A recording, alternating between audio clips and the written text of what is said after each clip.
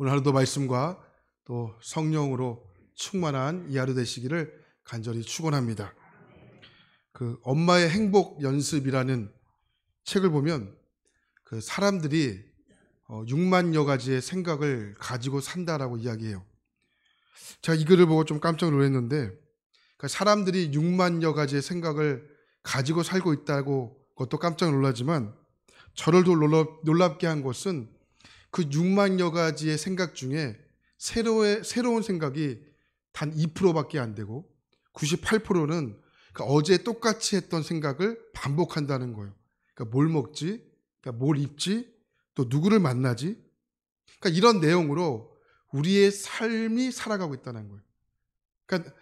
이런 내용을 보면 우리의 삶이 왜 변화가 없구나, 변화가 없는 것이구나 깨닫게 된다는 것이죠. 여러분, 우리의 삶이 지루하고 건태할 수밖에 없는 이유가 바로 여기 있는 겁니다.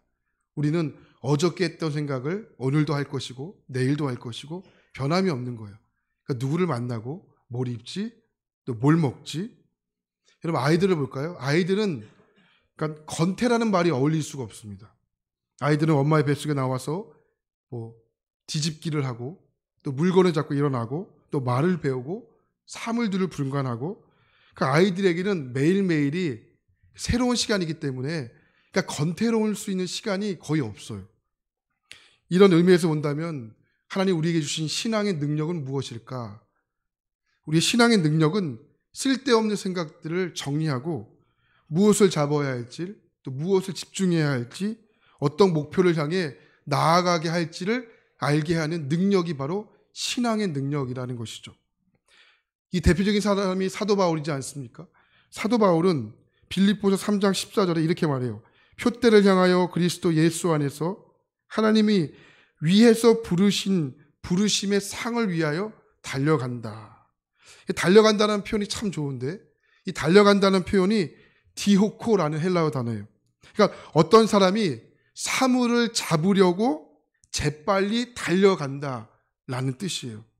사도 바울에게 있어 여러분, 안주라는 단어는 허용될 수가 없는 겁니다. 여러분, 안주 아시지 않습니까? 술 안주 아니고, 여러분, 안주라는 단어 아시지 않습니까? 이 안주라는 단어가 한 곳에 자리를 잡고 편히 사는 삶, 이게 안주라는 단어예요. 여러분, 우리의 신앙은요, 이 안주가 허용되지 않습니다. 지금도, 내일도, 또 오늘도 안주하지 않고 끊임없이 예수님을 바라보고 예수님을 닮아가고자 지금도, 오늘도, 내일도 우리는 달려가야 한다는 것이죠. 혹시 여러분, 신앙의 권태를 느끼시는 분들이 계십니까? 바로 그 순간이 예수를 바라봐야 하는 순간입니다. 지금 예수님의 이름을 부르고 달려가야 하는 겁니다. 때로는 혼란스럽고 때로는 엉뚱한 길로 간다 할지라도 그래도 안주하지 않고 지금 무단히 기도하고 애쓰고 여러분 기도하게 만드는 힘이 바로 신앙의 힘인 것이죠. 이런 의미에서 오늘 함께 볼 말씀 이사야 9장은 오늘 어떤 말씀일까요? 우리가 지난 시간까지 우리 북이스라엘과 아람의 연합군대가 남유다를 침공하지 않았습니까? 그로 인해서 남유다에 큰 어려움을 당하게 됩니다. 그런데 오늘 9장 말씀은 8장 말씀과 이어지는 말씀이에요. 따로 원문에 보면 8장과 9장이 나눠진 것이 아니고 이어지는 말씀이에요. 8장 오늘 말씀 8장의 마지막 절인 22절 말씀을 보면 이렇게 끝이 나죠. 땅을 굽어보아도 환난과 흑암과 고통의 흑암뿐이니 그들이 심한 흑암 가운데로 쫓겨 들어가리라. 흑암이라는 단어가 총 3번 등장하죠. 근데 여러분, 이 흑암이라는 단어가 3번 등장하는데 흑암이라는 단어가 다 다른 단어예요. 똑같은 단어가 아닙니다. 히브리어로 보면 처음에 환난의 흑암은 이 하셰콰라는 단어예요. 두 번째 고통의 흑암은 메우프라는 단어고, 세 번째 심한 흑암은 아펠라라는 단어예요. 여러분, 이 흑암이라는 단어가 다 다른 단어예요. 무엇을 의미하는 것입니까? 지금 삼중고에 흑암이 그들을 덮고 있다라는 겁니다. 소망을 찾을 수 없는 그런 상황인 거예요. 이런 상황 가운데 9장의 말씀이 이어지게 되는 거죠. 그러니까 9장의 말씀은 우리나라 성경에는 기록이 되어 있지 않지만 이 8장과 9장으로 이렇게 유독 나누자면 그 안에는 아주 중요한 단어가 하나 숨겨져 있습니다. 그 단어가 뭐냐면 키라는 단어예요. 히브리어로 키. 이 키라는 단어가 뭐냐면 그럼에도 불구하고 이런 단어예요. 그러니까 지금 환난의 흑암, 또 고통의 흑암, 심한 흑암, 이 삼중고의 흑암으로 세상이 어두움으로 덮여 있는 겁니다. 소망이라고는 전혀 찾아볼 수 없는 그런 시대. 근데 9장을 시작하면서 이 분위기가 키라는 단어로 완전히 분위기가 반전되는 것을 볼 수 있습니다. 우리 오늘 말씀 1절과 2절을 그럼에도 불구하고 이 단어를 먼저 집어넣으시고 한번 읽어보시기 바랍니다. 한번 같이 읽어볼까요? 시작. 그럼에도 불구하고 전에 고통받던 자들에게는 흑암이 없으리로다. 옛적에는 여호와께서 수불론 땅과 납달리 땅이 멸시를 당하게 하셨더니 후에는 해변길과 요단 저쪽 이방의 갈릴리를 영화롭게 하셨느니라. 흑암에 행하던 백성이 큰 빛을 보고 사망의 그늘진 땅에 거주하던 자에게 빛이 비치리라. 아멘. 지금 온 이스라엘 땅이, 유다 땅이 여러분 흑암으로 덮여 있는 거죠. 왜 흑암으로 임했습니까? 너무 단순해요. 이스라엘 백성들이 범죄했기 때문에 그렇습니다. 그 범죄로 인하여 지금 엄청난 대가를 치르고 있는 중입니다. 삼중고의 흑암인 거예요. 근데 그곳에 지금 어떤 일이 일어났습니까? 그럼에도 불구하고 삼중고의 흑암 속에 있었던 그 땅에 흑암이 걷히고 그 땅에 빛이 임하게 되는 거예요. 그것이 어디입니까? 납달리와 수불론 땅이라는 거예요. 옛적에는 여호와께서 수불론 땅과 납달리 땅이 멸시를 당하게 하셨더니, 그러니까 멸시를 받도록 주님이 이거 허용하셨다라는 거예요. 그러나 이제는 그 땅이 어떻게 된다는 겁니까? 영화롭게 된다는 것이죠. 수불론과 납달리 땅은 갈릴리 중에서도 여러분 북쪽에 있는 땅이에요. 북쪽에 있는 땅. 그러니까 예루살렘의 중앙에서도 너무 멀리 떨어져 있기 때문에 외세의 침입에도 중앙에서 여러분 이렇게 도울 수 있는 국가적인 혜택을 받지 못했던 땅입니다. 늘 피해를 당했던 땅이고요. 먹고 살기가 어려웠던 땅입니다. 사회적으로는 갈릴리 지역은 여러분 뭐랄까요, 이렇게 혼혈 지역, 혼혈 지역이었습니다. 그러니까 무시를 당했죠. 아수르를 통해 무너졌던 상황이라 하나님을 예배할 수 있는 이 예배가 어려운 상황이었습니다. 그러니까 사회적으로도 암흑기였고 영적으로도 암흑기였던 땅이었습니다. 이런 상황 속에서 1절 말씀이 선포되는 거예요. 그럼에도 불구하고 어떤 일이 일어났다는 겁니까? 흑암의 땅에 하늘의 빛이 임했다라는 거예요. 사망의 땅에 생명의 물줄기가 흐르고 있다라는 거예요.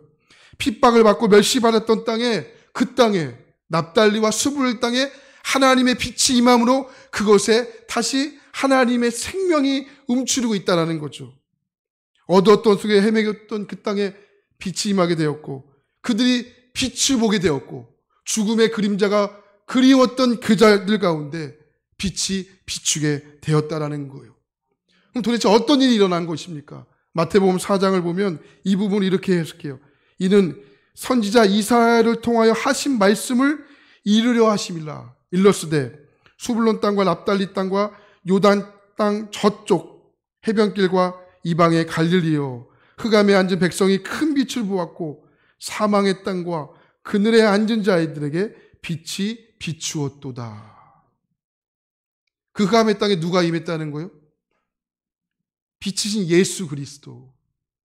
이게 700년, 예수님이 오시기 700년 전에 이사야 선지자가 예언했던 말씀이거든요. 그 땅에 예수 그리스도가 임했다라는 거예요. 흑암에, 환난의 흑암과 고통의 흑암과 심한 흑암에 사는 백성들에게 너희들에게 이제 빛이 비치게 될 것이다. 오늘 말씀 6절을 보면 그 말씀을 하고 있는 거 아니겠습니까?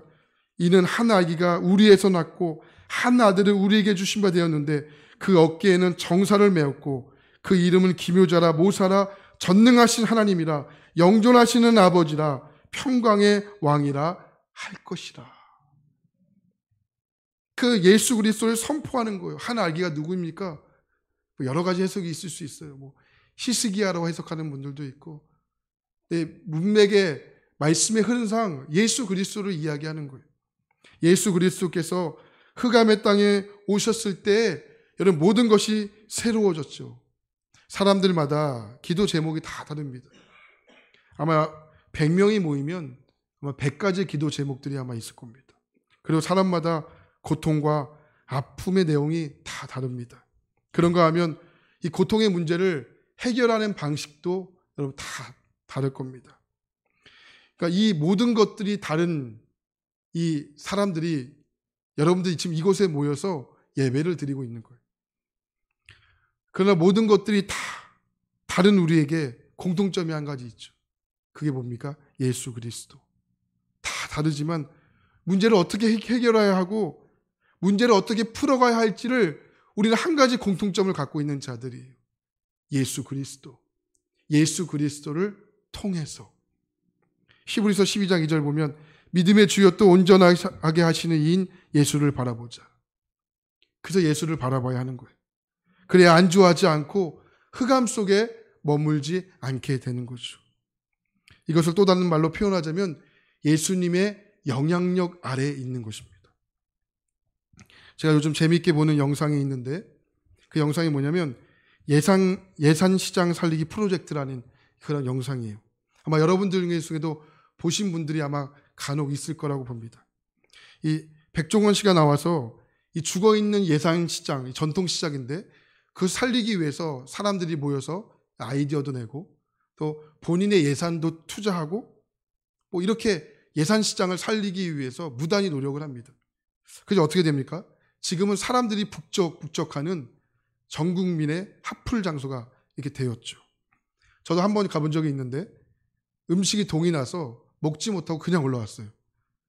얼마나 음식이 없는지 3시간 동안 가지고 음식도 못 먹고 화는 화대로 나고 올라왔던 시간이 있습니다.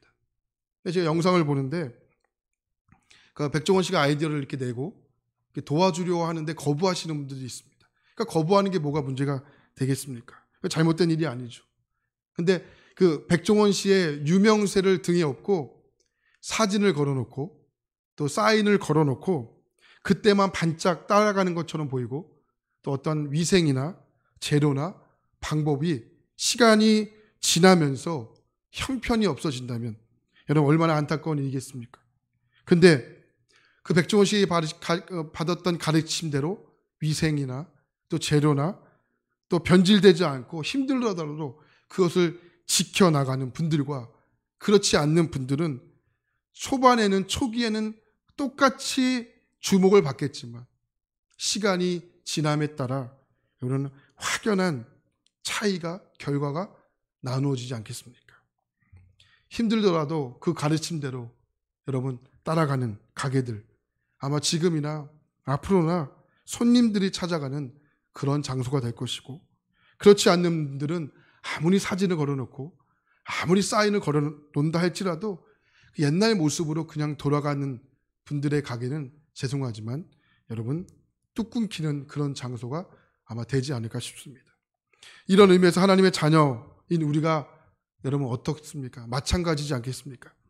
아무리 자동차에 여러분 아무리 집에 예수님의 말씀을 걸어놓는다 할지라도 예수님의 사진을 걸어놓는다 할지라도 일상에서 전혀 주님을 바라보지 않고 예수님의 영향력을 받지 않고 살고 있다면 우리의 신앙이 죄송하지만 시간이 지나면 지날수록 성장하는 것이 아니고 우리의 신앙은 변질될 가능성이 매우 높다라는 겁니다. 그러니 정말 깊이 점검해야 됩니다. 오늘 이사야 9장이 이 말씀을 하고 있는 거예요. 삼중의 흑암이 덮여있는 바로 그것에 빛이신 예수 그리스도가 여러분 찾아오시고 통치하시고 영향력을 받게 되자 그곳에 생명의 물줄기가 흐르는 빛의 장소가 된 것이죠. 여러분 어두운 방에 캄캄한 방에 불을 켜보십시오. 어둠은 사라지죠. 흑암이었던 그곳에 빛이신 예수님께서 임하게 되므로 어둠은 물러가게 되는 거예요. 그럼 어떤 일이 벌어지게 됩니까? 3절 보십시오. 3절 보면 이렇게 말합니다. 함께 보겠습니다. 시작. 주께서 이 나라들을 창성하게 하시며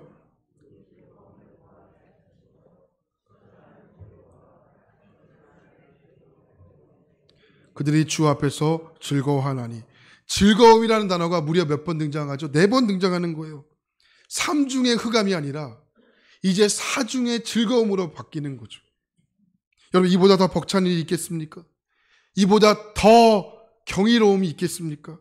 흑암이 있는 그곳에 빛이신 예수님이 임하게 되자 어둠은 물러가고 즐거움이 탄생하게 되는 거예요. 하나님의 귀한 여러분, 오늘 이 하루가 예수님의 영향력 아래 있기를 축복합니다. 세상에 나는 흑암 속에 살지만 빛이신 예수 그리스도가 오늘 여러분의 삶을 비치심으로 말미암아 여러분의 삶에 3중의 흑암이 있을지라도 그곳에 빛이신 예수 그리스도가 비치심으로 말미암아 여러분 4중의 즐거움으로 바뀌게 되는 은혜가 있기를 축복합니다. 그것이 예수와의 동행하심이에요. 예수님을 바라보심이에요. 예수님의 바라보심이 뭡니까? 예수님의 바라보심은 우리 예수의 이름을 부르는 거예요. 예수님의 이름을. 이영배 권사님 이렇게 부르면 이영배 권사님은 저를 보지 않습니까? 예수를 바라본다는 것은 끊임없이 내 안에 예수의 이름을 부르는 거예요. 예수님의 영향력 안에 있다는 거예요. 여러분의 입술 가운데, 여러분의 심령 가운데 예수의 이름을 부르는 것을 멈추지 않길 축복합니다. 그 예수의 이름을, 예수님을 바라보는 겁니다. 여러분, 4중의 흑암 속에 있을지라도 예수 그리스도를 말미암아 오늘 4중의 즐거움으로 바뀌게 되는 그 놀라운 축복의 은혜가 오늘 여러분 경험하게 되는 하루가 되기를 축복합니다. 오늘 하루도 이런 즐거움의 일상이 되기를 간절히 축원합니다. 기도하겠습니다.